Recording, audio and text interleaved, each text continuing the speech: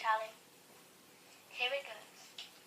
Once upon a time, in a land far, far away, there lived a city of pretty princesses. There were 1,000 of them, all living in small thatched roofed cottages in Princessville. Now this story is about Princess Butterfly.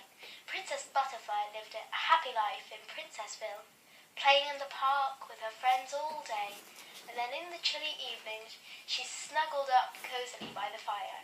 But every year all of Princessville competes in a competition of prettiness, and the winner, the prettiest princess, gets to live in the big golden house on the hill for the rest of the year.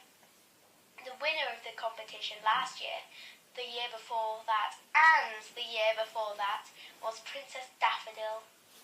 Now poor Princess Butterfly came last in the whole competition.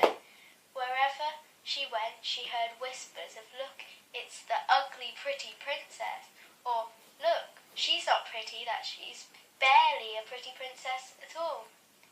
This made Princess Butterfly very sad. She kept thinking, "I can't believe that I'm even uglier than Princess Roger, and she weighs 15 stone, but only because of her one very heavy finger." She thought, "I'll go and tell Princess Roger once and for all that I'm prettier than her." So she marched off all the way to Princess Roger's house and knocked on the door very hard. Knock, knock, knock. And Princess Roger opened the door and said, "What are you doing here? It's 2:30 in the morning." To which Princess Butterfly replied, "Oh, I'm sorry. Anyway, how on earth am I uglier than you?" Princess Roger was shocked and appalled by this, so she flicked Princess Butterfly right in the tummy. Now this would normally have been a strange thing to do if you were quite that angry with someone. But remember, this was only no ordinary finger. This was the very heavy finger that added 9 stone to Princess Roger's weight. Princess Butterfly went shooting off so far that she went all the way around the world and landed back on her doorstep. She crawled painfully into bed and fell asleep the second her head hit the pillow. When Princess Butterfly's alarm clock the next morning, and she jumped out of bed, saw her calendar and shouted, "Oh no, the competition is today!" put on her best dress and ran as fast as she could to the town hall. All the other princesses were already there, and as they were all judged, the others stood in the crowd and chatted excitedly about the scores.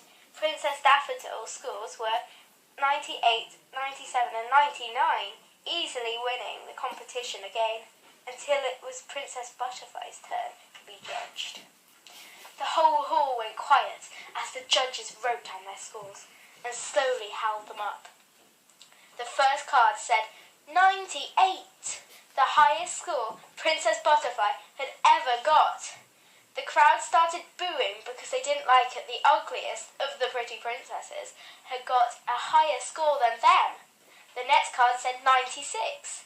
Princess Daffodil breathed a sigh of relief because that meant she had either won or drawn first, but she would only ever draw first if Princess Butterfly got 100. And no princess had ever got 100 before. Especially from Ken, the meanest judge in the world. Slowly the card went up. On it was the number 100. The crowd gasped.